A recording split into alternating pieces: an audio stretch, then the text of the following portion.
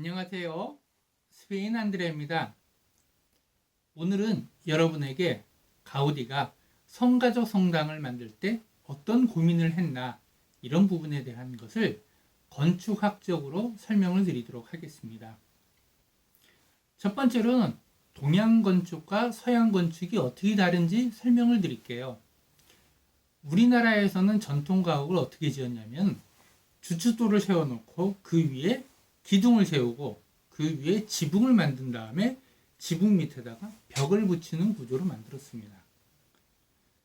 서양은요, 벽을 만들고 벽 위에다가 지붕을 올리는 방식으로 만들었습니다. 그러니까 동양과 서양이 건축을 하는 기본적인 틀이 완전히 달랐던 거죠.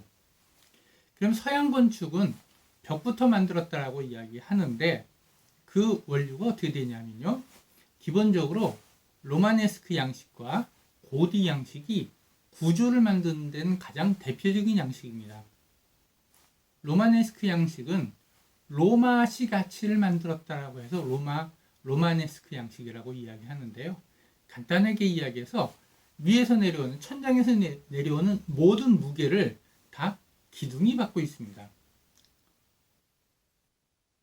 다시 말하자면은 위에 천장에서 내려오는 모든 힘을 벽이 받고 있습니다.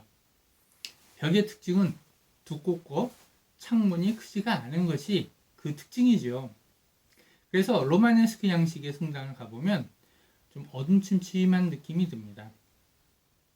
이번엔 고딕 양식은 어떻게 만드냐면요. 위에서 내려오는 모든 하중을 벽이 받기는 합니다만은 벽이 받지만 벽에다가 지지대를 만들어서 안쪽으로 기울이게 하거나 바깥쪽으로 기울이게 해서 그 지지대가 벽의 힘을 나누어서 받습니다. 하나 갖고서 지지대가 안 되면 두 개, 세 개 연결해서 기둥을 여러 개 연결해서 지지대가 구륜이라고 하는 구조물로 연결하는 식으로 해서 힘을 위에서 내려오는 힘을 바깥쪽으로 아니면 안쪽으로 쏠리게 해서 좀 더 로마네스크 양식 때보다 더 높은 성당으로 만들 수가 있었습니다.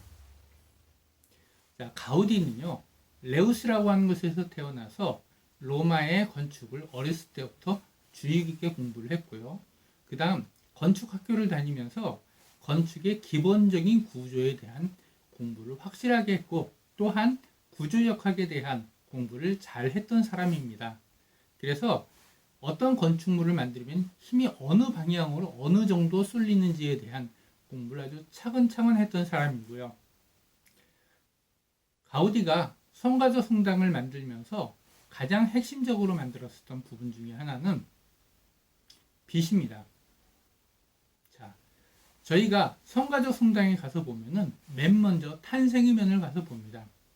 탄생이면 나중에 하나하나 설명을 드리겠습니다만 조각이 굉장히 아름답고 수려하고 한 권의 성경책을 읽는 것처럼 성경의 내용 중에서 한 파트 한 파트가 세밀하게 잘 들어가 있습니다.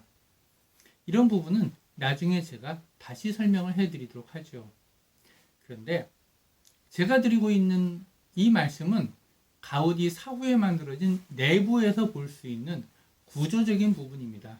그래서 얼핏 보면은 가우디가 왜 세계 최고의 건축가라고 이야기를 듣는지 이런 부분에 대해서 앞에 있는 탄생의 면에 있는 조각을 보면은 조각은 물론 가우디가 스케치해서 이렇게 하라고 시키긴 했지만은 실제로는 조각가들이 만들었고요. 그리고 가우디 당시에 만들어 놓은 조각 말고도 후대에 다시 만들어진 조각도 있다고 생각해 보면은 가우디가 만들어서 아름답다라고는 하지만 근본적으로 가우디가 세계 최고의 건축가라고 이야기하는 부분을 설명하기는 좀 쉽지는 않습니다. 하지만 가우디가 건축학적으로 고딕 양식이나 로마네스크 양식보다 훨씬 더 많은 햇볕, 자연볕을 들어오게 하려고 했었던 고민을 했다고 생각해 보면 내부가 좀 다르게 보일 수 있습니다. 자, 고딕 양식은 벽의 힘을 덜 받게 하기 위해서 벽 옆에 구조물을 만든다고 말씀을 드렸는데요. 가우디는 세 번의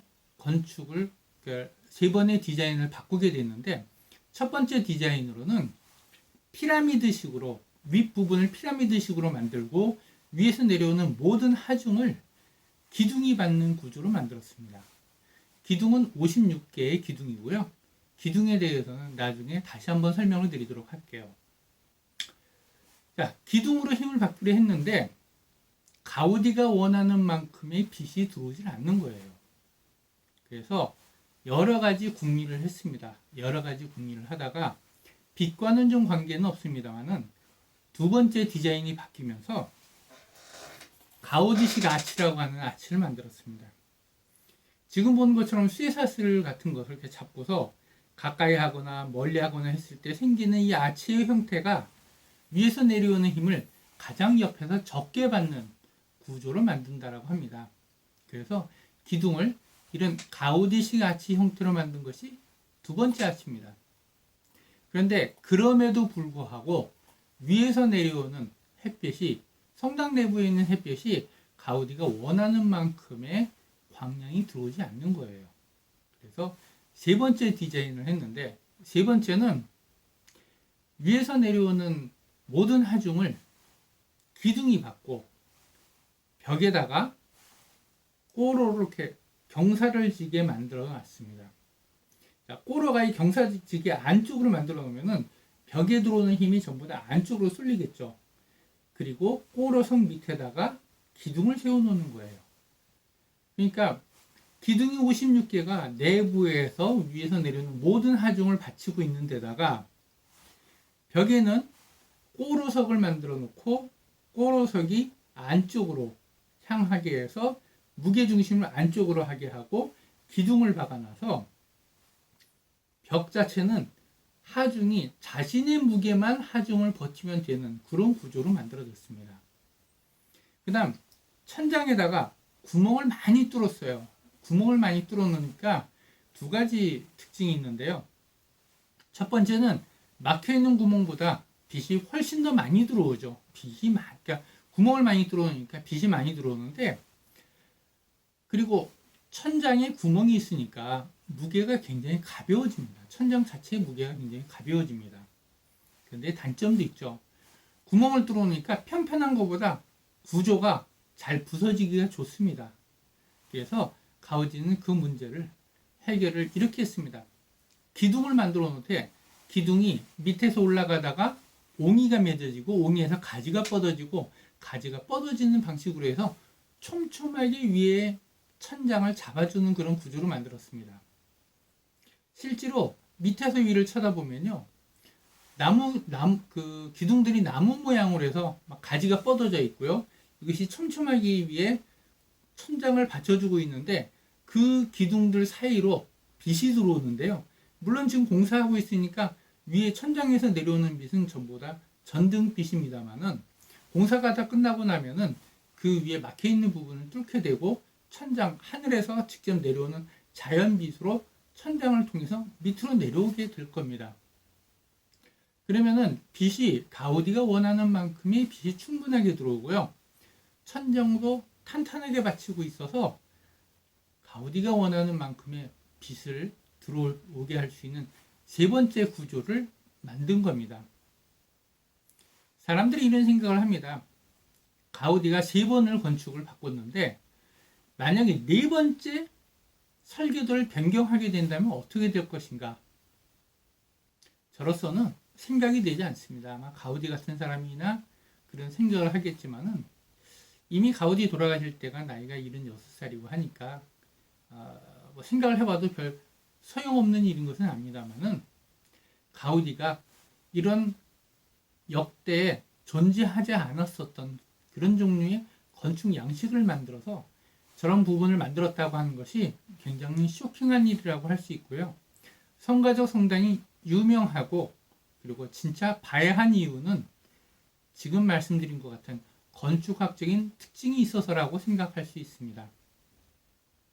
다음 기회에는 제가 이번 편에서 설명하지 못했던 기둥이라든지 스탠드 글라스 이런 부분에 대한 설명을 하도록 하겠습니다. 감사합니다.